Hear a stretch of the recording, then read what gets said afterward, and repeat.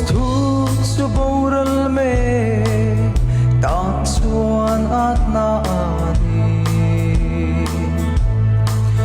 chandam me te tan chuan thil ti thei na ani o cross mi ten musi in lo nol chin ma se chu ka dam na cross ka thiam chan na ni